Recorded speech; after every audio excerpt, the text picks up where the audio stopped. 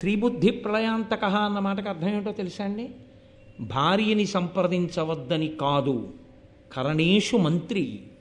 భార్యని సంప్రదించి తీరాలి. ఆ మాటకు వస్తే ఆవిడిది ఇల్లు ఐశ్వర్యం, నువ్వు అందులో ఉంటున్నవాడి. నేను మొన్ననే మీకు చెప్పాను, స్త్రీబుద్ధి ప్రళయాంతక అన్న మాట ఎప్పుడు అన్వయం అవుతుంది అంటే, భార్యకి వశుడై ఆవిడ అధర్మం చెప్పినా కూడా ఏదైనా రజోగుణ ప్రకోపంతో మా ఆవిడ చెప్పింది నేను కాదనలేదండి అని చేసిన వాడికి తప్పు.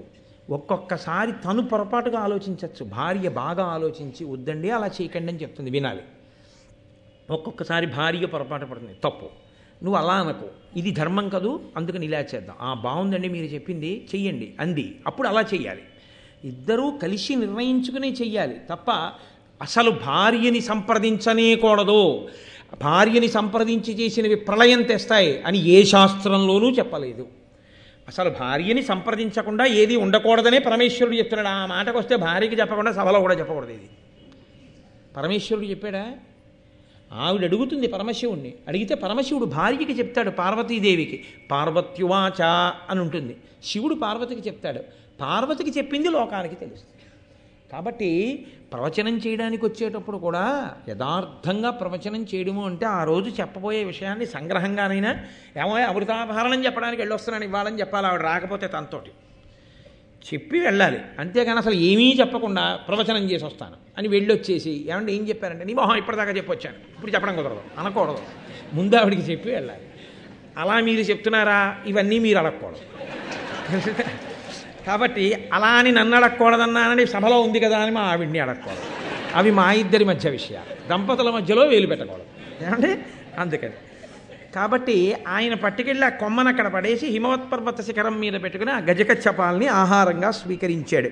స్వీకరించిన తరువాత మహానుభావుడు బయలుదేరి అదిగో ఆ అమృతాపహరణము కొరకు, ఆ అమృత భాండం కొరకని స్వర్గలోకం వైపుకి వెళ్ళాడు. ఆ స్వర్గలోకానికి వెళ్ళేసరికి దేవేంద్రుని యొక్క సభ జరుగుతోంది. ఆ దేవేంద్ర సభలో కొన్ని దుశ్శకునములు కనబడ్డాయి అన్నారు. ఏమిటా దుశ్శకునములు అంటే, సురపతి సభ చూడా అంగార వృష్టుల్ కురిసే కులిశధారల్ కుంఠితంబయ్యే దిక్కున్ జరమదములడంగెన్ సర్వదిక్పాలకాంతఃకరణములు భయోద్వేగంబునన్ సంచలించెన్. దేవేంద్రుడి సభలో అకస్మాత్తుగా నిప్పు రవ్వలు పడ్డాయి. దానితో పాటుగా వజ్రాయుధం యొక్క అంచులు మొక్కవోయ్యాయి. దిక్కులన్నీ కూడా కాంతి విహీనమైపోయాయి. అకస్మాత్తుగా దిక్పాలకుల యొక్క మనస్సుల్లో భయము ఉద్వేగము కలిగి వెంటనే దేవేంద్రుడు బృహస్పతి వంక చూశాడు. గురువుగారిని సంప్రదిస్తూ ఉంటాడు ఇంద్రుడు, లోకానికి ఒక పాఠం నేర్పడానికే చేస్తారు ఏది చేసినా. వెంటనే బృహస్పతి వంక చూసి ఇన్ని దుర్నిమిత్తములు కనపడుతున్నాయి, దుశ్శకునములు కనపడుతున్నాయి, ఎందువల్ల ఇలా కనపడుతున్నాయని అడిగాడు. అంటే బృహస్పతి అన్నారు, బ్రహ్మణ్యుడకు కశ్యప బ్రహ్మవరమున వినతకు పుట్టిన అనఘమూర్తి వాలకిల్యుల దయ వరపక్షికులమున ఇంద్రుడై పరగిన యుద్ధతేజుడు ఉదదిలోనున్న అత్యుగ్ర నిషాదుల ఆరంగమృంగిన ఘోరవీరుడు ఇభకచ్చపముల రోహిణ శాఖతో ఎత్తికొని దివి పరచిన అనిలవేగి వీగి తన తల్లి దాస్యంబు నీగబూని తడయ అమృతంబు కొనిపోవ గడగి వచ్చే కామరూప సంపన్నుండు కామగమనుడు అతడు నీకు అసాధ్యుండు శతమఖుండ. నాయనా ఇంద్ర, కశ్యప ప్రజాపతి పుత్రకామేష్టి చేస్తే పుట్టినటువంటి గొప్ప తేజోవంతుడైనటువంటి కుమారుడు, వాలకిల్యుల యొక్క వరంచేత పుట్టినటువంటి పిల్లవాడు, అత్యుగ్రమైనటువంటి ప్రాణులై భూమికి ఇబ్బంది తెస్తున్నటువంటి నిషాదులందరినీ ఒక్క క్షణంలో మృంగినటువంటి మహానుభావుడు, తాబేటిని ఏనుగుని రెండు పాదములతో పట్టుకుని రోహిణీ శాఖ మీద పెడితే కొమ్మ విరిగిపోయినప్పుడు వాలకిల్యులతో సహా రెండిటిని పాదములతో ముక్కుతో కొమ్మని పట్టుకుని వెళ్ళి వాలకిల్యుని రక్షించినటువంటి తేజోమూర్తి, తన తల్లి దాస్యాన్ని పోగొట్టడం కోసమని, అమృతాన్ని తీసుకెళ్లి పాములకి ఇవ్వడం కోసమని, కామరూప సంపన్నుడు అంటే ఎప్పుడూ అంతరూపంతో ఉండడు. ఆయన అనుకుంటే హ్రస్వమైపోతాడు, చిన్నవాడైపోతాడు, లేదా ఇంకా పెరిగిపోతాడు, ఇంకొక రూపాన్ని పొందేస్తాడు. అన్ని శక్తులున్నటువంటి వాడు, అష్టసిద్ధులున్నటువంటి వాడు, కామగమనుడు, కనపడకుండా వెళ్ళగలిగినటువంటి వాడు, అటువంటి గరుత్మంతుడు ఇదిగో దేవలోకానికి వస్తున్నాడు అమృత భాండం కోసం. ఆయనని నువ్వు గెలవలేవయ్యా ఇంద్రా అంటూ అతను వాలకిల్యుల యొక్క వరము చేత పుట్టినవాడు అన్నాడు. అనగానే ఇంద్రుడు అన్నాడు, వాలకిల్యుల వరం చేత ఎందుకు పుట్టవలసి వచ్చింది గరుత్మంతుడు అని అడిగాడు. అడిగితే ఇక్కడ చాలా చమత్కారమైనటువంటి విషయాన్ని, చాలా గంభీరమైనటువంటి విషయాన్ని ప్రస్తావన చేశారు వ్యాసభగవానుడు. నన్నయ్య గారు ఆంధ్రీకరించి మనను అనుగ్రహించారు. ఆ వాలకిల్యులు బ్రహ్మగారి యొక్క పుత్రులు కదండి వాళ్ళు. ఇంద్రుడు కశ్యప ప్రజాపతి యొక్క కుమారుడు. కశ్యప ప్రజాపతికి అదితి అన్న భార్య ఎందు పుట్టినవాడు ఇంద్రుడు. వాలకిల్యులు బ్రహ్మగారి యొక్క కుమారులు. వాలకిల్యులు ఇంద్రుడు కూడా కశ్యప ప్రజాపతి చేసేటటువంటి యజ్ఞానికి వెళ్ళారు. ఎప్పుడు చేశాడు యజ్ఞం? మీతో నేను మనవి చేశాను, వినతా కదురుమా పిల్లల్ని కోరుకున్నప్పుడు దైవానుగ్రహాన్ని కోరి పుత్రకామేష్టి చేశాడు. ఆ యజ్ఞం చేస్తున్నప్పుడు వీళ్ళందరూ వెళ్ళారు. యజ్ఞం చేసేటప్పుడు ఒక లక్షణం ఉంటుంది. కొడుకు తండ్రి పీటల మీద కూర్చుని ఉంటాడు, దీక్షితుడు అంటారు. యజ్ఞం చేసి యాగం చేసేటప్పుడే అసలు దీక్ష అన్నమాట. కాబట్టి ఆయన దీక్షితుడై కూర్చున్నాడు. దీక్షితుడై కూర్చున్నాడు అన్న మాటకు అర్థం ఏంటంటే పీటల మించి ప్రతిదానికి లేచిపోకూడదు. కూర్చుంటే అలాగే కూర్చోగలిగినటువంటి స్థితిని పొంది ఉండాలి. కాబట్టి యాగదీక్షితుడు అంటే ఏ కారణానికి లేవకూడదు. కడుపున పుట్టిన కొడుకులే చచ్చిపోనివ్వండి. సగరుడు యజ్ఞం చేస్తుంటే 60,000 మంది సగరులు చచ్చిపోయారని వార్త వచ్చింది. ఆయన లేవలేదు. లేవకూడదా నువ్వు, ఉపద్రవాలు వస్తాయి, అలాగే కూర్చో అన్నారు. మరి మైలు రాదా అండి అని మీరు నన్ను అడగచ్చు. చేతికి కంకణం ఉంటుంది. ఆ కంకణం ఉన్నప్పుడు ఇంక ఇబ్బంది ఉండదు. ఆ కంకణ విసర్జనం చేసేంత వరకు మైల కూడా, ఆ శౌచం కూడా అంటుకోదు. కాబట్టి మళ్ళీ ఆయన అంశుమంతుణ్ణి పంపించాడు, ఎక్కడుందో యాగాశ్వం చూసి పట్టుకురారా అని. కాబట్టి యాగదీక్షితుడు అన్న మాటకు అర్థం ఏమిటంటే ఆయన పీటల మీద కూర్చుని ఉంటాడు. ఆయన పీటల మీద కూర్చుని ఉన్నప్పుడు కార్యం బాగా జరగడము అంటే అర్థం ఏమిటి? ఆయన యందు ప్రేమ ఉన్నవారు ఆ కార్యమునందు సహకరించాలి. అప్పుడు ప్రేమ ఉన్నది అని నిఖార్స్ గుర్తు. అందుకే అమ్మాయి పెళ్లి చేస్తున్నాడు అనుకోండి, ఆయన అందరూ వచ్చేమంటారంటే మీకేం పర్వాలేదు, హాయిగా మీరు కన్యాదానం చేయండి, మేమందరం లేవు, మేమందరం చూసుకుంటా ఉంటారు. ఆ తండ్రి కన్యాదాత పీటల మీద కూర్చుని ఆ పిల్లతో గౌరీ తపస్సు చేయించి కన్యాదానం చేయించి ఇన్ని చేయిస్తుంటాడు. చేయించినప్పుడు ఈయన యందు ప్రేమ ఉన్నవారు మాత్రమే కార్యాన్నంతటినీ చక్కబెట్టవలసి ఉంటుంది. ఆయన పీటల మీద కూర్చుని పెళ్లి భోజనాలు చూసి వచ్చిన వాళ్ళకి ఆహ్వానము పలికి వెళ్ళే వాళ్ళకి వీడ్కోలు పలికి ఆయన ఎక్కడ చేస్తాడండి? ఎలా కుదురుతుంది? కుదరదు. కాబట్టి ఇప్పుడు ఎవరు చేయాల్సి ఉంటుంది? మరి ఆయన శుభలేఖలు పంచిపెట్టి ఆయన పీటల మీద కూర్చుంటే ఆయన అన్న మాట నిజమయ్యేటట్టు చెయ్యడం రెండింటి వలన చేస్తారు. దేని వలన? ప్రేమతో. అక్కడ ఒకవేళ జరగవలసిన మర్యాద జరగకపోయినా ప్రేమ ఉంది కాబట్టి సహించి ఊరుకుంటారు. 2, ఆయన అన్నమాట నిజమవ్వాలి. ఆయన శుభలేఖలు ఇచ్చి పిలుచుకున్నాడు. ఆయన పిలుచుకున్నాడు కాబట్టి ఆయన మర్యాద నిలబడ్డము అంటే ఆయన దేనికి వాళ్ళందరినీ పిలిచాడో అది అక్కడ జరిగేటట్టు చూడాలి. ఆయన అందరినీ భోజనం చేయండి అని పిలిచాడు. అందరికీ భోజనాలు ప్రేమతో ఆయన అంతేవాసులు పెట్టాలి. వెళ్ళి వాళ్ళందరూ వడ్డించాలి. ఎలా వడ్డించాలంటే ఆయనకి పేరు రావడం కోసం, ఆయన మర్యాద నిలబడడం కోసం. అంతేగాని వెళ్ళే కన్యాదానం చేసుకుంటున్నాడు ఏంటంటే చేయగలిగినంత సేపు చేస్తాం, ఏదో ఎన్ఎస్ఎస్ వాలంటీర్లో 1 గంట చేసి పోతాం, కానీ 7 లోపల తింటే తినండి, లేకపోతే పోండి మేము పోతున్నాం పీటల దగ్గర కన్యాదానం చూడడానికి అంటాడేంటి? అవసరమైతే ఆయన పెళ్లి చూడడం మానేస్తాడు. అక్కడే ఉండి ఆ పెళ్ళంతా భోజనాలన్నీ అయ్యే వరకు దేవుడా అని అక్కడ చేస్తాడు. ఎందుకు చేస్తున్నాడు ఆయన?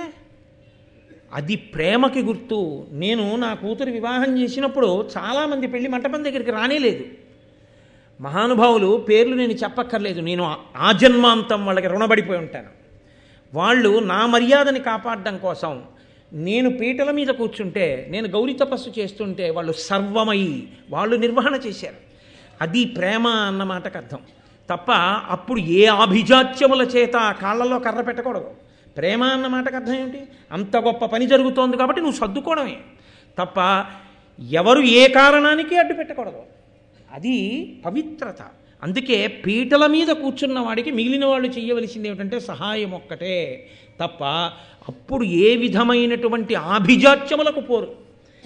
ఈ ధర్మ సూక్ష్మం చూడండి. బ్రహ్మపుత్రులు వాలకిల్యులు మహానుభావులు, వాళ్ళు అపారమైనటువంటి తేజోవిరాజితులు, ఆజన్మ బ్రహ్మచారులు, ఊర్ధ్వరేతస్కులు, మహాతపస్సులు అయినా కూడా అంగుష్టమాత్ర శరీరం ఉన్నవారు. అయినా కశ్యప ప్రజాపతి యజ్ఞం చేస్తున్నాడు. మనం చేసే సాయం మనం చెయ్యాలి. అందుకని వాళ్ళు కాసిన పువ్వులు కోసి దర్భలు కోసి మోదుగ పుల్లలు కోసి అవి అగ్నిహోత్రంలో వేస్తారు. ఈ పుల్లల కట్టలు ఇంతున్నవాడు ఎన్ని పుల్లల కట్ట ఎత్తుకోగలడండి? ఇంతంత పుల్లలు 3 పుల్లలో 4 పుల్లలో మూట కట్టి ఇంత చిన్న తలకాయ మీద ఎట్టుకుని ఇంత చిట్టి చేతులతో పట్టుకుని అంటూ వస్తున్నాడు. ఆయన తపస్సు చేసుకునేవాడు. ఆయన పాపం ఏం మూట ఎత్తుకుంటాడు? అయినా ఎత్తుకున్నాడు. ఆయన కర్మకి ఎత్తుకున్నాడా? ధర్మానికి ఎత్తుకున్నాడు. నువ్వేం చేయగలవు కాదు, ఎంత చేస్తున్నావు అన్నదే ప్రధానం. పీటల మీద కూర్చున్నవాడికి అది ప్రేమకి నిదర్శనం. అప్పుడు ఎంచినవాడు ప్రేమ ఉన్నవాడనడానికి ఆస్కారం ఉండదు శాస్త్రంలో. కాబట్టి వాళ్ళు ఆ మూట పట్టుకుని వెడుతున్నారు వాలకిల్యులు. ఇంద్రుడు పెద్ద దర్భల కట్ట, పెద్ద సమిధల కట్ట భుజాల మీద తల మీద పెట్టుకుని తాను ఎడుతున్నాడు. తాను ఎందుకు చేయాలి? ధర్మానికే చేయాలి. తండ్రి గారు చేస్తున్న యజ్ఞం కొడుకు చేయకపోతే ఎవడు చేస్తాడే? నా కూతురు పెళ్ళవుతుంటే నా కొడుకు చెయ్యాలి అంతే. ఎందుకు చెయ్యాలంటే నాన్నగారండి నేను చూడద్దు ఏంటండి, నాన్నగారండి పెళ్ళి అంటే అవసరమైతే మానేసి చెయ్యాలి. నువ్వు చూడటం ప్రధానమా, తండ్రి గౌరవం ప్రధానమా అంటే తండ్రి గౌరవమే ప్రధానం అంతే, తప్పదు. గురువుగారు అమ్మాయి పెళ్లి చూడటం ప్రధానమా, గురువుగారి గౌరవం ప్రధానమా? గురువుగారి గౌరవమే ప్రధానం. గురువుగారు అమ్మాయి కన్యాదానం నువ్వు చూడకపోయినా పర్వాలేదు.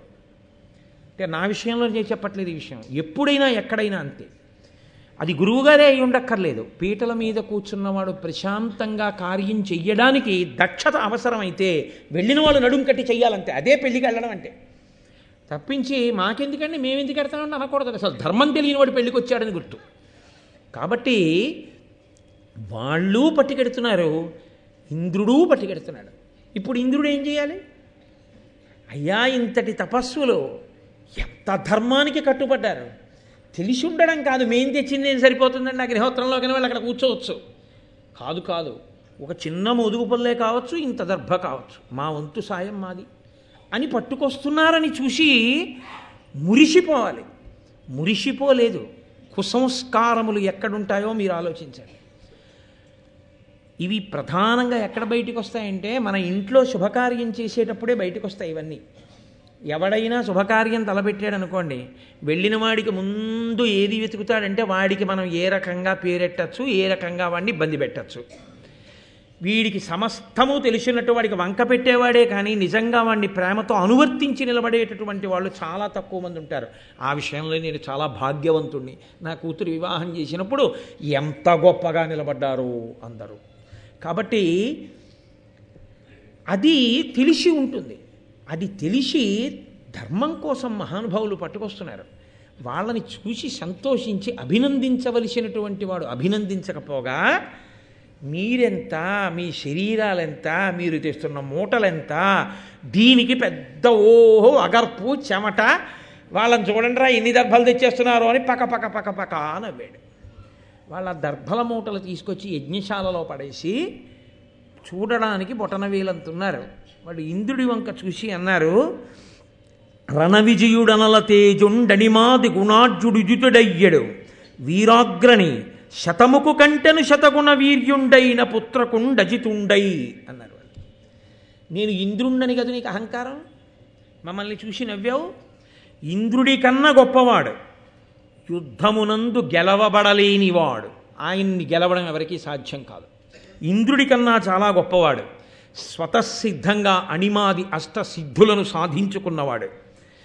అటువంటి మహానుభావుడొకడు ఇప్పుడు ఈ పుత్రకామేష్టి వలన కశ్యప ప్రజాపతికి కొడుకుగా జన్మించుగాక. ఆయన ఈ ఇంద్రుడి కన్నా గొప్పవాడై ఇంద్రుడవుతాడు. ఊడిపోయిందా పదవి? వెంటనే కశ్యప ప్రజాపతి యొక్క ధర్మము అన్న మాటకు అర్థం చూడండి. అది విశాల హృదయం, అది ధర్మం, అది మనం నేర్చుకోవలసింది మహాభారతంలోంచి.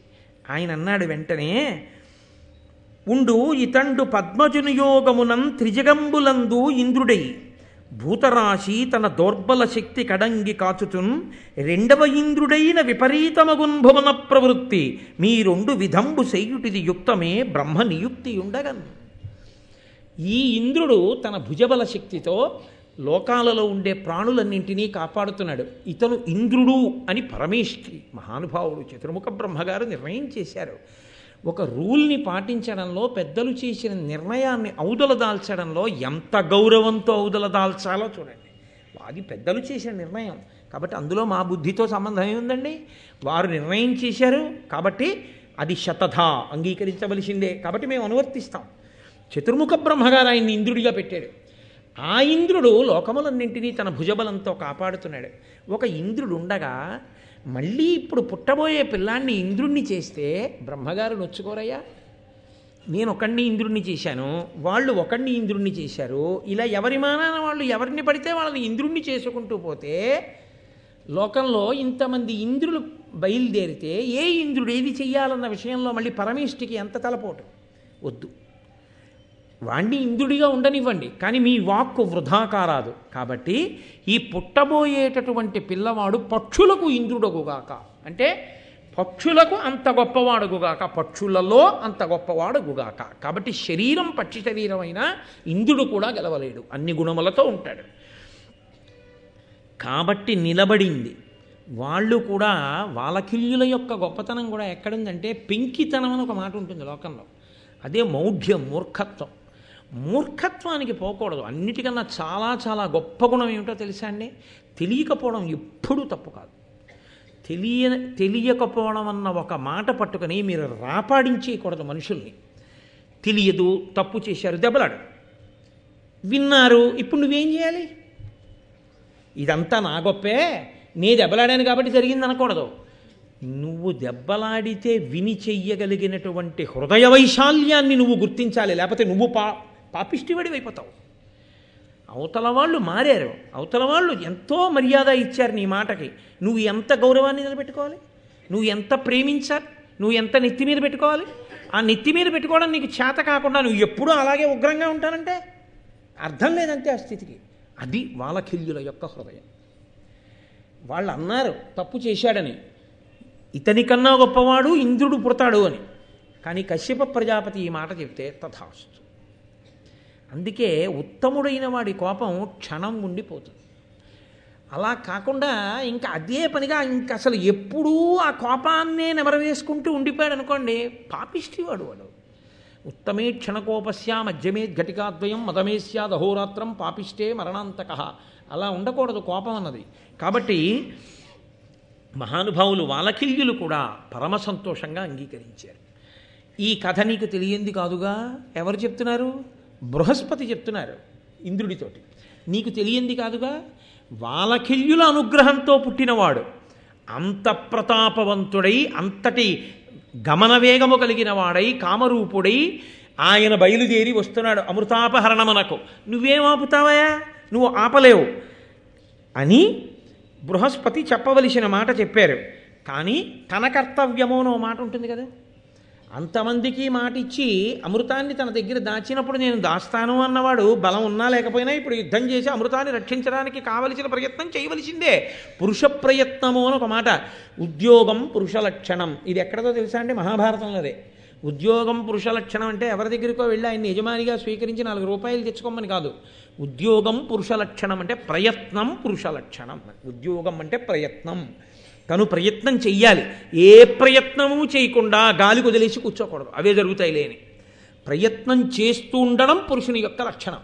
కాబట్టి ఆయన తన వంతు కర్తవ్యం తన నిర్వహణ చెయ్యాలి. అంతేగాని వాళ్ళు చెప్పారండి, బృహస్పతి గారు చెప్పారండి, ఆయన అంత గొప్పవాడని వాలకిల్యులు వరం ఇచ్చారండి, ఇంకా ఎందుకండి అనవసరంగా యుద్ధానికి, నువ్వు ఏమీ వెళ్ళలేదండి, ఆయనకు దండేసి స్వాగతం చెప్పి పట్టుకుబొమ్మని ఇచ్చేసానంటే అనకూడదు కదా.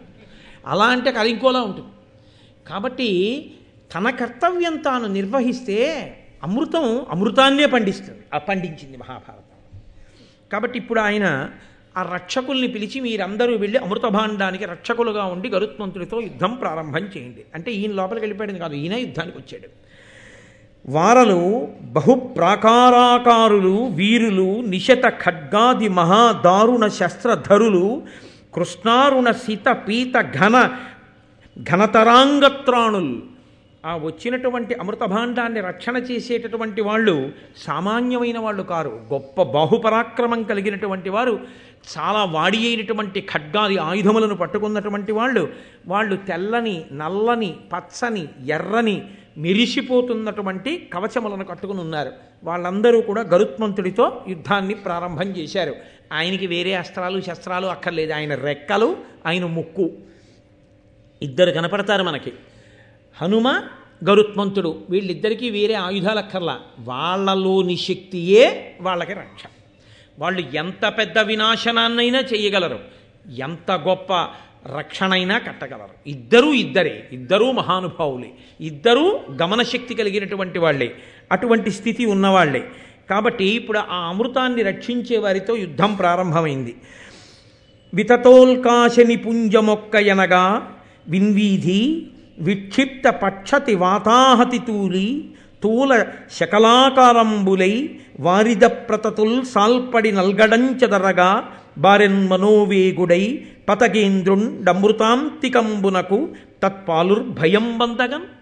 ఆ గరుత్మంతుడు ఆ రెక్కలని అల్లారుస్తూ ఆ స్వర్గలోకంలో ఒక్కసారి విహరించి వాళ్ళని తన రెక్కల చేత కొట్టి ముక్కుతో వాళ్ళని పొడుస్తుంటే అక్కడ పిడుగులు ఒక్కసారి కొన్ని వేల పిడుగులు పడుతున్నటువంటి గాలి వస్తే ఎలా ఉంటుందో అటువంటి పరిస్థితి ఏర్పడింది. పెద్ద గాలికి దూది పింజల వంటి మేఘములు ఎలా కొట్టబడతాయో అలా ఆ కాపు కాస్తున్నటువంటి వీరునందరినీ చెదరగొట్టి పక్షతుండాగ్ర నఖక్షత దేహులై బోరన నవరక్త ధారలుక విహగేంద్రునకు నోడి నిహతులై సురవరుల్ సురరాజు మరుపు సొచ్చిరి కలంగి సాధ్యులానాయాస సాధ్యులై పారిరి పూర్వాభిముఖులై గర్వముడిగి వసువులు రుద్రులు వసుహీన విప్రుల క్రియ దక్షిణాశ్రితులయిరి భీతినంది అపరదిక్కు పొంది రాదిత్యులు ఆశ్వినులు ఉత్తరమున కొరగి బరచి అనల వరుణ పవన ధనద యమాసురుల్ వీక దరింగి కందిశీకులైరి. ఆ గరుత్మంతుని యొక్క రెక్కల చేత కొట్టబడి ఆయన ఆ ముక్కు చివరి భాగం చేత పొడవబడినటువంటి వారై శరీరం నుంచి రక్తధారలు కారుతుండగా దేవతలందరూ కూడా ఇంద్రుడి చాటుకు వెళ్ళి దాక్కున్నారు. సాధ్యులందరూ కూడా ఆ యుద్ధభూమిని విడిచిపెట్టి తూర్పు దిక్కుకు పారిపోయారంటే 4 దిక్కులకి చెల్లాచెదరైపోయారంటారు చూసారా, అలా సాధ్యులు పూర్వ దిక్కుకు పారిపోయారు, వసువులు రుద్రులు దక్షిణ దిక్కుకు పారిపోయారు, డబ్బు లేనటువంటి వారు దక్షిణ కోసం ఆశ్రయించినట్టు దక్షిణ దిక్కును ఆశ్రయించారు అన్నారు. కాబట్టి వసుహీన విప్రుల డబ్బు లేనటువంటి పేదవారైన బ్రాహ్మణులు దక్షిణని కోరుకున్నట్టుగా వారందరూ కూడా దక్షిణ దిక్కుకు పారిపోయారు. అలాగే అపరదిక్కు పొంది ఆదిత్యులు అశ్వినులు ఉత్తరమునకు అనరబరచి ఆ ఆదిత్యులు అశ్వినులు వాళ్ళందరూ ఉత్తర దిక్కుకు పారిపోయారు. ఇక మిగిలినటువంటి అగ్ని, వరుణుడు, వాయువు, కుబేరుడు, యముడు, మిగిలినటువంటి దేవతలు శరీరమునకు కారుతున్నటువంటి ఆ రక్తధారల చేత వారు దేవలోకాన్ని విడిచిపెట్టి పారిపోయారు. పారిపోయిన తర్వాత ఇప్పుడు ఆయన ఆ అమృత భాండం ఉన్న ప్రదేశం దగ్గరికి వెళ్ళి ఆ అమృత భాండాన్ని తీసుకుని వెళ్ళిపోవడానికి ఉద్యుక్తుడయ్యాడు. దాని మీద పదునైన ఆకులు అంటే వాడి కత్తులు ఎలా ఉంటాయో అలాంటి ఆకులు కలిగినటువంటి ఒక భయంకరమైన చక్రం తిరుగుతోంది. ఆ చక్రం కింద 2 పాములు ఉన్నాయి. ఆ 2 పాముల యొక్క నోటిలోంచి అగ్నిహోత్రాన్ని వెదజల్లుతున్నాయి. ఆ అగ్నిహోత్రం ఎలా పైకి లేస్తోందంటే ఏదో తల పైకెత్తి నాలుకతో అందినటువంటి మధుర పదార్థాన్ని నాకితే ఎలా ఉంటుందో అలా 2 పాములు విడిచిపెట్టినటువంటి అగ్నిహోత్రపు శిఖలు పైకి లేచి ఆకాశపు అంచుల్ని నాకుతున్నాయి. అంత అగ్నిహోత్రం పైకి లేస్తోంది. చూశాడు మహానుభావుడు. ఒక్కసారి భూమండలం మీదకి వచ్చి సమస్త నదులలో ఉన్న జలాన్ని కూడా తన పుడిసిట పట్టి అకస్మాత్తుగా మళ్ళీ దేవలోకం మీదకి వెళ్ళి ఆ చక్రం తిరుగుతున్నప్పుడు దాని లోపల నుంచి వస్తున్న అగ్నిహోత్రం మీద ఇన్ని నదుల నీళ్లు పోసేశాడు. అగ్నిహోత్రం చల్లారిపోయింది. అది ఆయన బలం అంటే. గరుత్మంతుని యొక్క బలం అంటే స్మరిస్తే చాలన్నారు. అందుకే దాన్ని స్మరించి దాన్ని వింటే చాలు, అంత గొప్ప రక్షణ కలుగుతుంది అని. గరుత్మంతుడు ఒకడు, హనుమ ఒకరు ఎప్పుడూ రక్షణ చేస్తూ ఉంటారు. అంతటి వినయశీలుడు. కాబట్టి ఆ అగ్నిహోత్రం ఆరిపోయింది. ఘోర వికార సన్నిహిత కోపముఖంబులు దీప్త విద్యుదుల్కారుణదారుణాక్షములునై నిజ దృష్టి విషాగ్ని అన్యులం చేరగనీక ఏర్చుచు ప్రసిద్ధముగా అమృతంబు చుట్టూ రక్షారతినున్న ఉగ్రభుజంబుల రెండిటి గాంచి చిచ్చరన్. ఆయన వెంటనే కామరూపం కలిగినటువంటి వాడు కదండి. ఆ చక్రం కింద ఉండి నోళ్ళిలా ఎత్తి భయంకరమైన కళ్ళతో చూస్తూ అగ్నిహోత్రాన్ని వెలజల్లుతున్నటువంటి ఆ నాగుల్ని చూశాడు. ఆ పైన తిరుగుతున్నటువంటి చక్రాన్ని చూశాడు. సూక్ష్మరూపం ధరించి చిన్న రూపాన్ని పొంది ఆ చక్రం పైనుంచి కాకుండా చక్రం పక్క నుంచి చక్రం కిందకి దూరాడు.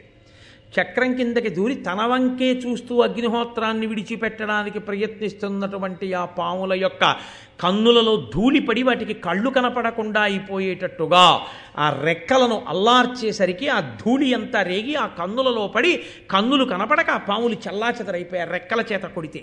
అప్పుడు ఆ అమృత భాండాన్ని పట్టుకున్నాడు, రెక్కలు అల్లారుస్తూ దేవలోకం మించి ఒక్కసారి వెళ్ళిపోతున్నాడు అమృత భాండంతో. ఆ రెండు పాదములతో పట్టుకున్నాడు, రెక్కలు అల్లార్చి వెళ్ళిపోతున్నాడు.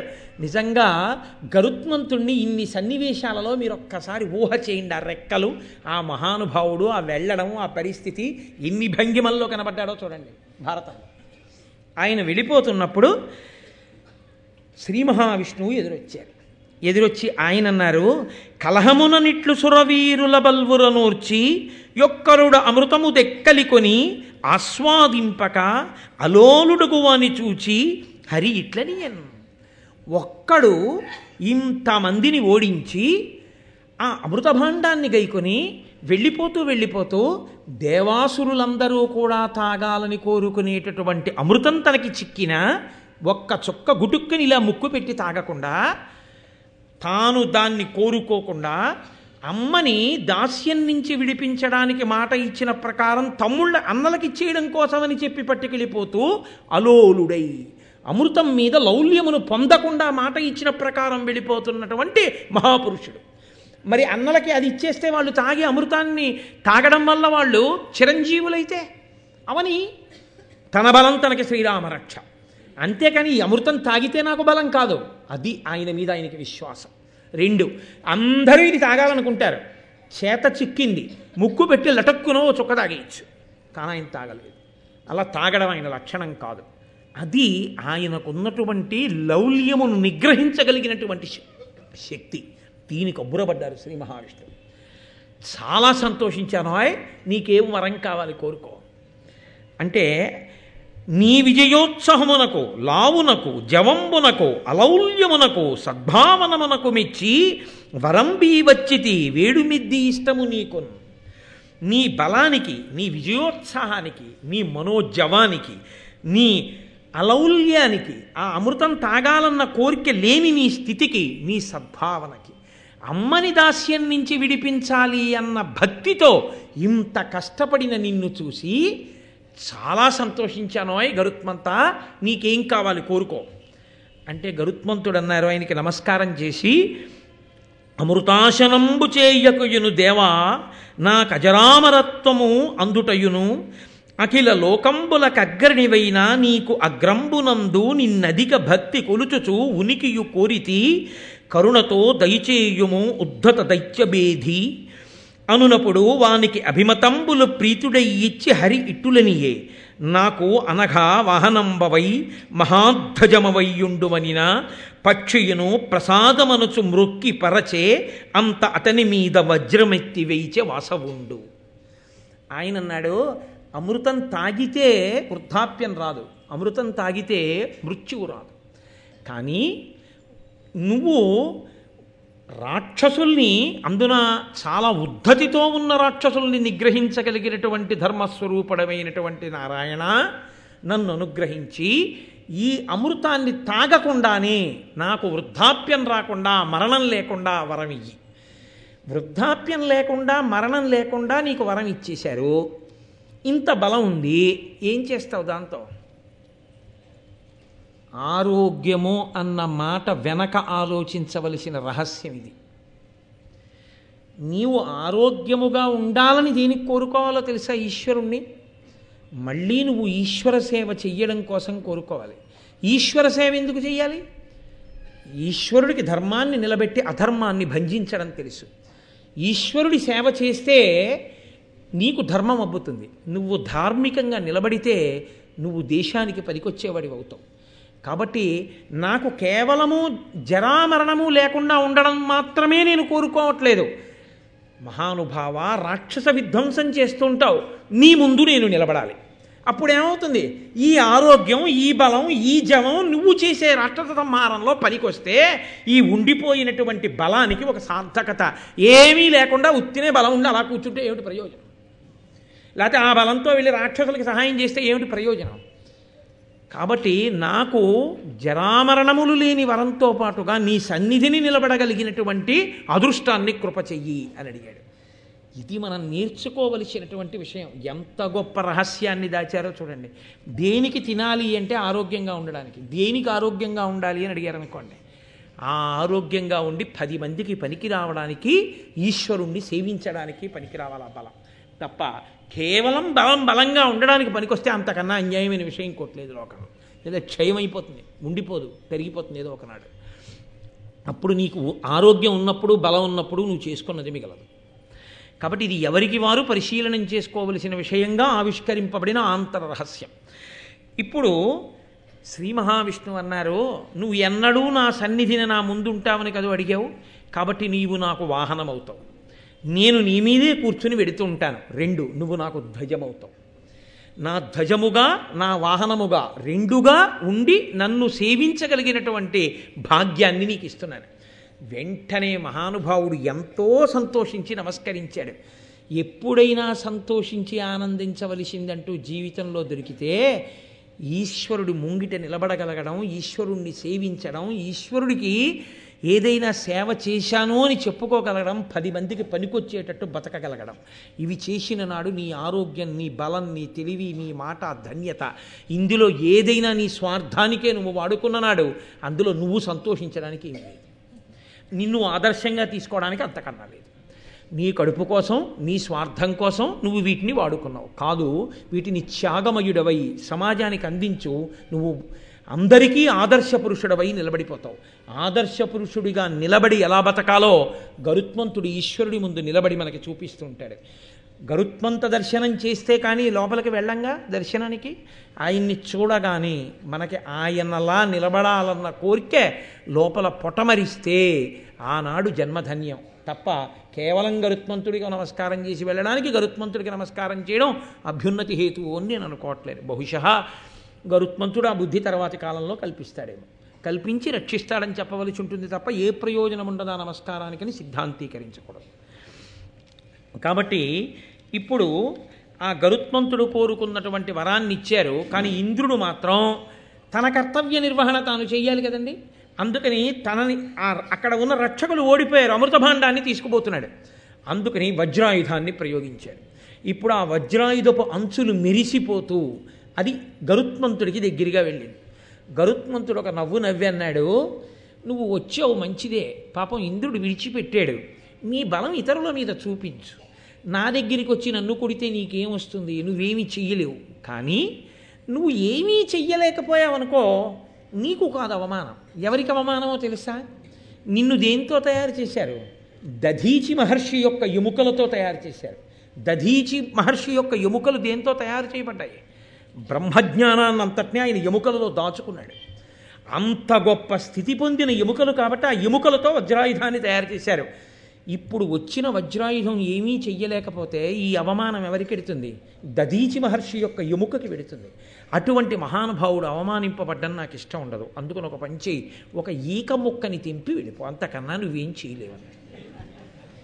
ఇప్పుడు ఆ వజ్రాయుధం ఆయన మాట మన్నించి ఒక ఈక ముక్కని కోసి వెళ్ళిపోతే అక్కడ ఉన్న ఋషులు, దేవతలు అందరూ అన్నారు, అమ్మ బాబోయ్, ఆ రెక్కలేమి, ఆ ఈకలేమి, ఆ బలమేమి.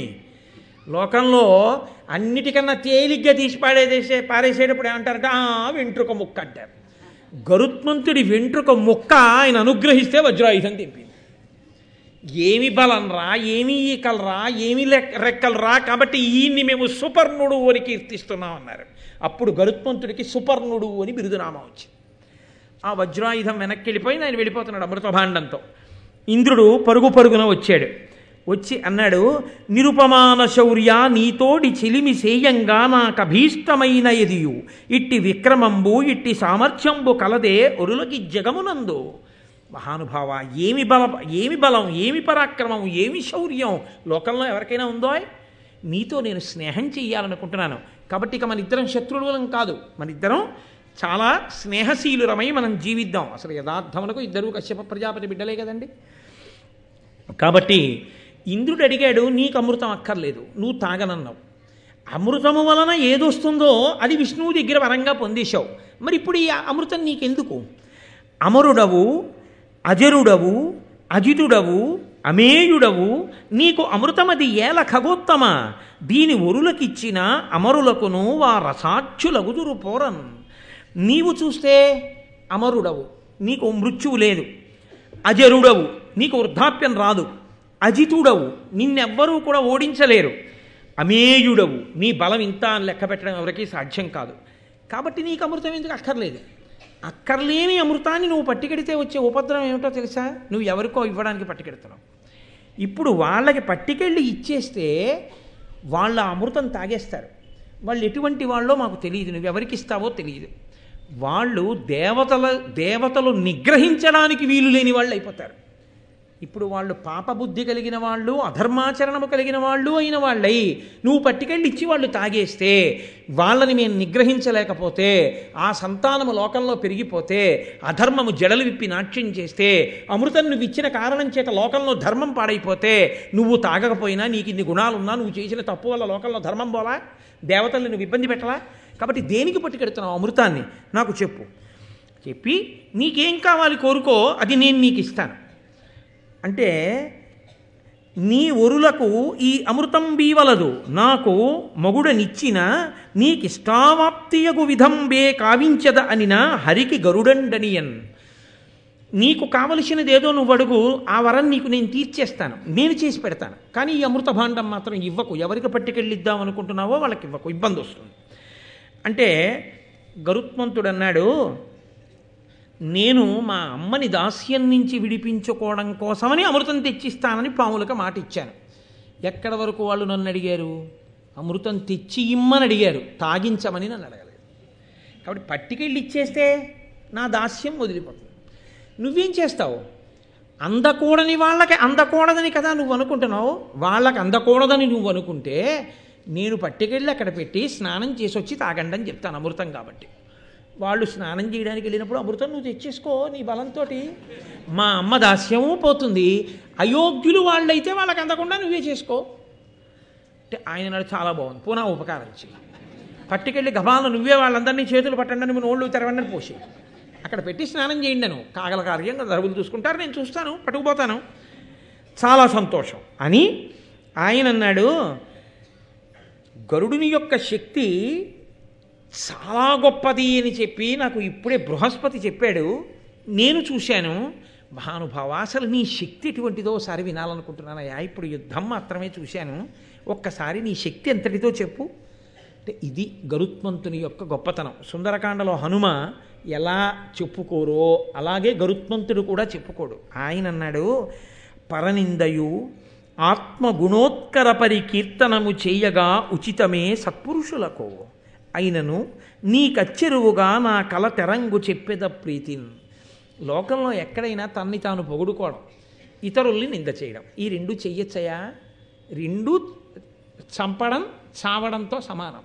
కాబట్టి అలా నా బలం ఇంత గొప్పదని నేను ఎలా చెప్పుకుంటాను? చెప్పుకోకూడదు. కానీ పెద్దవాడివి, దేవలోకాధిపతివి, నువ్వు అడిగిన తరువాత చెప్పాలి. నా బలాన్ని వినయంతో చెప్తున్నాను తప్ప అతిశయంతో చెప్తున్న వాడిని మాత్రం కాదు. నువ్వు అడిగావని చెప్తున్నానంతే, విను చెప్తాను. స్థావరజంగమ ప్రవితతంబగు భూవలయంబునెల్లా నా లావున భూని తాల్తు, అవిలంఘ్య పయోధి జలంబులెల్లా రత్నావళితోన చల్లుదు బృహన్ నిజపక్ష సమీరణంబునన్. దేవగణేశ ఈ క్షణమ తిమ్రరివొత్తు ద్రివిష్టపంబులన్. నా బలం ఎంతటిదో నీకు చెప్తాను విను. స్థావర జంగమములతో అంటే కదిలే ప్రాణులతో కదలనిటువంటి వాటితో ఉన్న ఈ భూమండలాన్నంతటినీ కూడా నా లావున భూనిదాల్తూ అంటే కదలనివి కొన్ని ఉంటాయి, అరణ్యాలు పర్వతాలు ఇలాంటివి. కదిలేవి కొన్ని ఉంటాయి ప్రాణులు. కదిలే వాటితో కదలని వాటితో కలిపి ఈ భూమినంతటినీ ఎత్తేసి నా రెక్కల మీద పెట్టుకుని తిప్పేస్తాను. కాదు, ఈ సముద్రాలలో సముద్ర గర్భంలో రత్నాలు ఉంటాయి. నేను సముద్రాల దగ్గరికి వెళ్ళి రెక్కలిలా అల్లారిస్తే ఆ నీళ్లు రత్నాలతో సహా భూమి మీదకి ఎగిరి పడిపోతాయి, చల్లాచెదరైపోతాయి. ఇంకేం ఉండదు అక్కడ అడుగుని చూడడానికి. కనీసం నీళ్లు చిమ్ముకుపోయిన తర్వాత అడుగున రత్నాలు కూడా కనబడవు, రత్నాలు కూడా ఎగిరి పడిపోతాయి. కాదు, 3 లోకములను క్షణంలో తిరిగి వచ్చేస్తాను. అది నా బలం, అంతకన్నా ఏం చెప్పమంటావు, బాగుండదులే అన్నాడు. ఇంద్రుడు తెల్లబోయి చాలా సంతోషించి, మహానుభావ, నేను కూడా నీకో వరం ఇవ్వాలనుకుంటున్నాను. ఇంత గొప్పవాడివి, నేను మీతో మనవి చేశాను కదా, దేవతలకు అది లక్షణం, వాళ్ళు ప్రసన్నులై కనబడితే వరం ఇవ్వకుండా ఉంటారు. కాబట్టి నీకు నేను వరం ఇవ్వాలనుకుంటున్నాను, కోరుకో. మీరు జాగ్రత్తగా ఆలోచించండి, గరుత్మంతుడికి వరం ఇవ్వగలిగిన వాడా దేవేంద్రుడు ఇప్పుడు అసలు? కానీ వరం పుచ్చుకోకుండా వెళ్ళిపోవచ్చా గరుత్మంతుడు ఇప్పుడు? దేవతలు కనబడిన తర్వాత అడిగి తీరాలి, అయితే వాళ్ళు ఒప్పుకోరు, అది వాళ్ళ ధర్మం. వాళ్ళ ధర్మాన్ని నేను పాడు చేసి వెళ్ళిపోయాడు అనుకోండి, అసహ్యంగా ఉంటుంది. కాబట్టి అడగాలి. అడగడానికి ఇంద్రుడు అనుగ్రహిస్తే తప్ప తాను పొందలేనిది ఏముంది ఆయనకి? శ్రీమన్నారాయణుడికే వాహనమైన వాడు, ధ్వజమైన వాడు, అమృతం తాగకుండానే జరామరణములు లేనివాడు, సహజముగా ఇంత బలమున్నవాడు, ఇటువంటి వాడికి ఇంద్రుడేమి ఇవ్వాలి కనుక. కానీ వినయం ఉన్నవాడు అడగగలిగినది అడిగాడు గరుత్మంతుడు. అది ఆయన వినయం అంటే. ఇక్కడ నిజంగా చాలా చాలా గొప్ప విషయం ఇది. చదువుతున్నప్పుడు ఎంత సంతోషం కలుగుతుందో, ఎంత ఆనందం కలుగుతుందో నిజంగా. నేను ఒకనకొకప్పుడు ఒక విషయం చూశాను. ఇన్స్పెక్షన్స్కి వస్తుంటారు ఆఫీసర్స్. ఇన్స్పెక్షన్స్కి వస్తే వాళ్ళు ఏం చేస్తారంటే, ఆ ఆఫీస్కి అంతటికీ కూడా అధికారి ఏదో అందరికన్నా ఓ మంచి కుర్చీలో కూర్చుంటాడు కదండి, కాస్త అటు ఇటు తిరిగే కుర్చీలోనన్నా కూర్చుంటాడు. ఎదురుగుండా ఉన్నవాళ్ళు అలా తిరగడానికి వీలు లేని కుర్చీలో కూర్చుంటారు, అది మంచిదే కూడా. వాళ్ళు కూడా అలా తిరిగే కుర్చీలో కూర్చుంటారో సరదాగా ఉందని అటు ఇటు తిరిగాడు అనుకోండి, చెప్పేది మర్చిపోతాడు. ఆయనకు కోపం వస్తుంది. ఆయనకి తిరిగే కుర్చీ అవసరం, మనకి తిరగకుండా కూర్చునే కుర్చీ అవసరం పనిచేసేవాడికి. కాబట్టి ఈ వచ్చిన ఆయన కన్నా పెద్ద అధికారి. ఆయన వచ్చాడు, వస్తే ఈయన లేచి కూర్చోండి అన్నాడు. ఆయన అన్నాడు, తప్పు, ఇక్కడ పరిపాలన కొరకు ఈ కార్యాలయం, ఈ కార్యాలయానికి అధికారివి నువ్వే. ఆ కుర్చీలో నువ్వే కూర్చోవాలి, నువ్వు లేచిపోయి నేను కూర్చోకూడదు, నువ్వే కూర్చోవాలి. నీ ఎదురుగుండా కూర్చున్నా నా అధికారం ఏమిటో తెలుసా? ఆ కుర్చీలో కూర్చుని ఏం చేస్తున్నావని నేను అడగాలి తప్ప నిన్ను ఆ కుర్చీలోంచి ఇంకో కుర్చీలో కూర్చోబెట్టి నేను ఆ కుర్చీలో కూర్చుని ఇంతకన్నా పెద్దవాడిని ఆ కుర్చీలో కూర్చుని ఈ కుర్చీలో కూర్చుని నువ్వేం చేస్తున్నావు అని అడగడానికి ఈ కుర్చీలో కూర్చునే అధికారం నాకే ఉంది. నేను కూర్చోకూడదు, ఇంతకన్నా పెద్ద కుర్చీలో కూర్చున్నాడు, మళ్ళీ కుర్చీ ఏంటి? ఇందులో కాదు నేను కూర్చోవలసి, ముందు నా ధర్మం పాటిస్తే నీ ధర్మాన్ని నేను అడుగుతా, నువ్వే కూర్చో, నేను ఎదురుగుండా కూర్చొని అడుగుతా అన్నాడు ఆయన.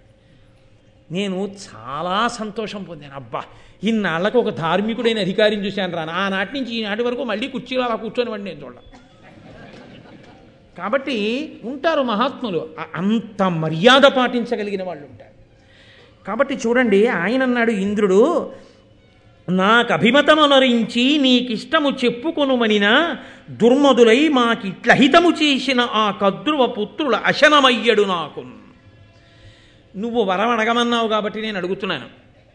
మా అమ్మనంత బాధ పెట్టారు, అయ్యో మన పెద్ద తల్లి అని ఆలోచించలేదు, మన పిన్నమ్మ అని ఆలోచించలేదు. కాదు పాపం మా అమ్మ అంత ఊడిగం చేస్తుంటే ప్రేమతో ఎప్పుడు వద్దులే అమ్మా, ఎందుకు ఆ దాస్యం, అక్కర్లేదని విడుదల చేయలేదు. నేను పుట్టిన తర్వాత నాతో కూడా దాస్యం చేయించుకున్నారు. నేనే వెళ్ళి బాధపడుతూ అడిగితే, పోన్లే ఇన్నాళ్ళు చేశారు కదా తమ్ముడు, దీనికి నువ్వేదో తీసుకొస్తే దాస్యం విడుదల పొందాలా, అక్కర్లేదు, హాయిగా ఇవాళ నుంచి నువ్వు ఎప్పుడూ మాకు తమ్ముడివే, సంతోషంగా ఉండు అని అనలేదు. కారణం లేకుండా ఎప్పుడూ వైరం పెట్టుకుని మా మీద ఎప్పుడూ మా బలాన్ని వాళ్ళ ఉన్నతికే ఉపయోగించుకోవాలని కోరుకున్నారు. అది నాకు కడుపులో నిప్పు కడికగా ఉండిపోయింది. పోరు నష్టం పొందు లాభం అని నేను మీకు చెప్పే కదండి, అది ఉండిపోయింది నాకు మనసులో. కాబట్టి ఇప్పుడు నిన్ను వరం అడుగుతున్నాను, ఈ లోకాలలో ఎక్కడ ఉన్న పాములైనా నాకు ఆహారం అయిపోవాలి, కాబట్టి నాకు ఆ వరం అని ఆయన అన్నాడు. నేను ఆ పాముల్ని ఆహారంగా చేసుకోవడానికి నిజానికి నువ్వు వరం ఇవ్వక్కర్లేదు, నేనే తినేయగలను. అయినా నిన్ను ఎందుకు అడుగుతున్నానో తెలుసా? ఇందాక అన్నానే, ఎదురు కుర్చీలో కూర్చుని ఆ కుర్చీలో కూర్చున్నవాడిని అడిగినట్టు. భవదభిరక్షములకు నీ భువనంబులయందు సర్పములు త్రిమ్మరుటన్ దివిజాధిపా నీ కెరిగింపవలసే, నీ ఆజ్ఞ నాకు పడయగవలసెన్. ఈ భువనములన్నింటి మీద నీకు ఆధిపత్యం ఉంది, ఇంద్రుడివి కాబట్టి. పాములు అక్కడ తిరుగుతూ ఉంటాయి, నేను వెళ్ళి తింటాను. అప్పుడు అవి నిన్ను ప్రార్థిస్తే నువ్వు వచ్చి నా పరిపాలనలో ఉన్నవి అవి నన్ను ప్రార్థించే, నువ్వు అలా తినేయచ్చా అనో మాట అనొచ్చు. నీ పరిపాలనలో ఉన్నదాన్ని నేను తినేసే ముందు నీ అనుమతి అడిగితే గౌరవంగా ఉంటుంది. అందుకు అడిగేవరం. నిజంగా నేను తినేసి నువ్వు అడిగినా నిన్ను నేను చావగొట్టేయగలను, కానీ అలా చెయ్యను. ఆ మాట నా నోటి వెంట రాకూడదు. ఎక్కడి మర్యాద అక్కడే. కాబట్టి వరం రూపంలో నీ అనుమతి పుచ్చుకుంటే నువ్వు జోక్యం చేసుకో. అప్పుడు నేను వరం ఇచ్చానయ్యా అని నువ్వు తప్పుకోవచ్చు. నువ్వు నా మీదకి యుద్ధానికి రావక్కర్లేదు, నిన్ను నేను ఓడించక్కర్లేదు. 10 మాటలు ఇంద్రుణ్ణి ఓడించచ్చు. కానీ నాకన్నా ముందు పుట్టినవాడివి, దేవలోకాధిపతివి, నిన్ను అస్తమానం అగౌరవం చేసి నాకేం గౌరవమయ్యా? పెద్ద స్థానంలో ఉన్నవాడిని గౌరవించాలి, కానీ ఆయన్ని అగౌరవపరచడం నాకు గౌరవమా? కాబట్టి వద్దు. కాబట్టి అనుమతి నిన్నెందుకు అడిగానో తెలుసా? భవిష్యత్తులో 10 మాటలు నేను నీ జోలికి వచ్చానన్న అపనింద నాకు ఉండకూడదు. అనుమతి అడిగి తినేశాననుకో కూడా ఉండదు. బలం లేక కాదయ్యోయ్, అంతర్లేను. నిజంగా వినయానికి పెద్ద మనసులు ఎంత పొంగిపోతాయండి, పెద్ద హృదయాలు ఎంత ఆనందపడిపోతాయి. కాబట్టి ఇంద్రుడు అన్నాడు, చాలా సంతోషం, తప్పకుండా తినేసేయి పావుల్ని, నీకు ఆహారంగా ఇచ్చేస్తున్నాను. ఇప్పుడు ఆయన అమృత భాండాన్ని తీసుకొచ్చి అక్కడ ఒక పెద్ద దర్భలతో చేయబడినటువంటి ఒక వేది, ఒక చిన్న పరుపు లాంటిది ఒకటి ఉంది అక్కడ. అన్ని దర్భలతోటే తయారు చేయబడి ఉంది, ఒక చాప లాంటిది. దాని మీద ఆ అమృత భాండాన్ని పెట్టాడు. పావులన్నీ గబగబా సంతోషంగా వచ్చేసి తాగేస్తాం అన్నాయి. అంటే ఆయన అన్నాడు, అనిమిషనాథ సుగుప్తమైన అమృతము తెచ్చి మీకు నిశ్చితి, అస్మజ్జననీ దాస్యము వాసెను దినకర పవనాగ్ని తుహిన దీప్తుల కరిగాన్. ఇది చిన్నతనంలో అమ్మ చెప్పిన మాట పిల్లల మనసులో నాటుకుపోతుందనడానికి గుర్తు ఇదే. అమ్మ వెళ్ళేటప్పుడు ఏం చెప్పింది? నిన్ను చంద్రుడు రక్షిస్తాడు, నీ శరీరాన్నంతటినీ సూర్యుడు రక్షిస్తాడు, అగ్ని రక్షిస్తాడు, వాయువు రక్షిస్తాడంది. అమ్మ అన్న మాటే నన్ను రక్షించింది. అమ్మ అంది కాబట్టి వాళ్ళందరూ రక్షించడం అంటే వాళ్ళు నా చేతిలో ఓడిపోయినట్టు వెళ్ళిపోయారు అడ్డు రాకుండా. అది మా అమ్మ మాటకి గుర్తు. మా అమ్మ ఏ మాట అందో మా అమ్మ మాటే సాక్ష్యం. కాబట్టి వాళ్ళు నన్ను రక్షించారు కాబట్టి వాళ్ళు ఎప్పుడూ రక్షకులుగా నిలబడతారు. వెంటనే ఆయన ఏమన్నాడో తెలుసా అండి? అమ్మ మాట పిల్లలకి ఎంత తలకెక్కుతుందనడానికి మహాభారతంలో పద్యం సాక్ష్యం. ఆయన అన్నాడు, ఆ నలుగురినే సాక్షులుగా పెట్టాడు. చంద్రుడు, సూర్యుడు, అగ్ని, వాయువు సాక్షులుగా చెప్తున్నాను. ఇంద్రుడి చేత రక్షింపబడే అమృతాన్ని ఇమ్మని మీరు అడిగారు, నేను పట్టుకొచ్చి మీకు ఇచ్చాను. అయిపోయింది నా కర్తవ్యం. కాబట్టి ఇప్పుడు మా దాస్యం వదిలిపోయిందా లేదా? వదిలిపోయింది. కాబట్టి ఇప్పుడు నేను మా అమ్మ మీకు దాసులం కారు. ఈ అమృతాన్ని మీరు అలా ఎలా పడితే అలా వచ్చి తాగేయకూడదు. స్నానం చేసి చక్కగా ఆభరణములు పెట్టుకుని వచ్చి తాగేసేయండి. అలాగే తాగేస్తాం తమ్ముడు, చాలా సంతోషం, మీకు అదృష్టం ఉంటే చేసుకోండి అని మనసులో అనుకుని ఆయన వెంటనే తన మూపున అమ్మని కూర్చోబెట్టుకుని, అమ్మా నీ దాస్యం అయిపోయింది అన్నాడు. ఎంత సంతోషపడిపోయిందో తల్లి. ఆ తతపక్షమారుత అని కదా ఆ రెక్కలు అల్లారుస్తూ అమ్మని ఎక్కించుకుని వెళ్ళిపోయాడు. వీళ్ళు గబగబా స్నానం చేద్దామని సముద్రం దగ్గరికి వెళ్ళారు. వెళ్ళి ఆ జలాశయం దగ్గరికి వెళ్ళి స్నానం చేసి వస్తున్నారు. వెళ్ళిపోతూ గరుత్మంతుడు ఇతరులకు కనపడకుండా తనకి మాత్రం కనపడేటట్టుగా నిలబడిన ఇంద్రుడికి ఒక నమస్కారం చేసి సౌజ్ఞ చేశాడు.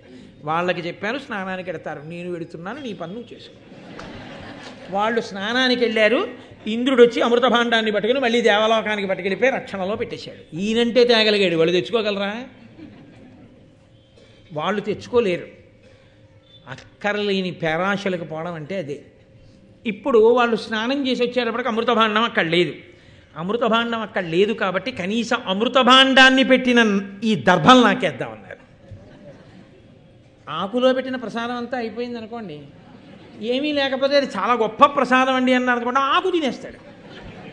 ఎందుకంటే ప్రసాదం పెట్టిన ఆకు అది పవిత్రమే కాబట్టి ఆకు పడేయడం ఎందుకండి అని చెప్పి ఆకు తినేస్తాడు.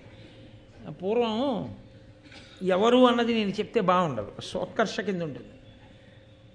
పరిశేచనం చేసి నైవేద్యం చేశాం కదా అని భోజనం చేసే ముందు ఆకులు కూడా లవంగ మొగ్గలతో కుట్టుకుని లేత తమలపాకుల విస్తట్లో భోజనం చేసి, ఏది ఇది ఈశ్వర నివేదనం చేయబడినటువంటి పాత్రతో సహా విడిచిపెట్టకూడదని చిట్ట చివర తమలపాకులు లవంగ మొగ్గలతో కుట్టినటువంటి ఆ విస్తట్ని కూడా ఇలా మడత పెట్టేసి నోట్లో వేసుకుని వెళ్ళిపోయాడు ఒక మహానుభావుడు.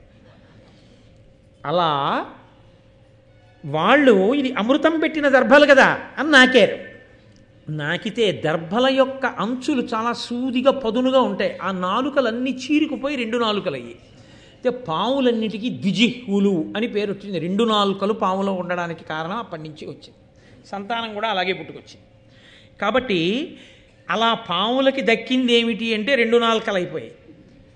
గరుత్మంతుడికి దక్కింది ఏమిటి అంటే శ్రీ మహావిష్ణువుకి ధ్వజమై, శ్రీ మహావిష్ణువుకి వాహనమై, అమృతం తాగకుండా జరామరణములు లేనివాడై, మహానుభావుడై, లోకములకు ఎన్నో ధర్మములను నేర్పినవాడై, తల్లి దాస్యమును విడిపించినవాడై, ప్రయోజకుడై, తల్లిదండ్రుల యొక్క ఆనందమునకు కారకుడై, దేవతల చేత కీర్తింపబడినవాడై, స్మరించినంత మాత్రం చేత, కథ విన్నంత మాత్రం చేత ఆయన అనుగ్రహంతో మనందరినీ కూడా రక్షించేటటువంటి స్వభావము కలిగిన మహాపురుషుడయ్యాడు. అందుకే ఎక్కడ గరుత్మంతుడి కథ చెప్తారో అక్కడ శ్రీ మహావిష్ణువు దేవతలు కూడా ప్రీతి చెందుతారట. ఇంతటి మహాపురుషుడి గురించి చెప్పుకున్నారు అని.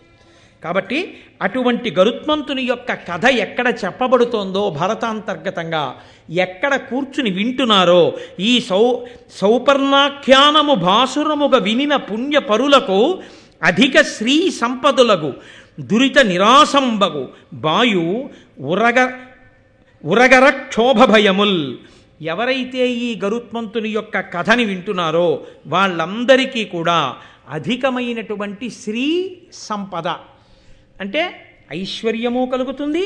ఐశ్వర్యముతో పాటుగా 10 మందికి పనికొచ్చేటట్టుగా జీవించగలిగినటువంటి స్థితి, ఇతరుల యొక్క కష్టమును తమ యొక్క శక్తి చేత తొలగతోయగలిగినటువంటి మంచి బుద్ధి, ఎవరు వచ్చి నిలబడితే అమ్మయ్య ఈయనున్నాడు చాలని 10 మంది సంతోషిస్తారో అలా ప్రయోజకుడు కాగలిగినటువంటి వ్యవస్థ ఈ సౌపర్ణాఖ్యానమును ఎవరు వింటున్నారో, ఎవరు చదువుతున్నారో అటువంటి వాళ్ళందరికీ కూడా కలుగుతుంది అని మహానుభావుడు ఋషితుల్యుడైనటువంటి నన్నయ్య గారు తన నోటితో అని ఈ కథ విన్న వాళ్ళకి అంతేకాదు, ఈ కథని పరమభక్తితో విని చేతులు జోడించి నమస్కరించినటువంటి వారందరికీ పాపములన్నీ కూడా దగ్ధమైపోతాయి.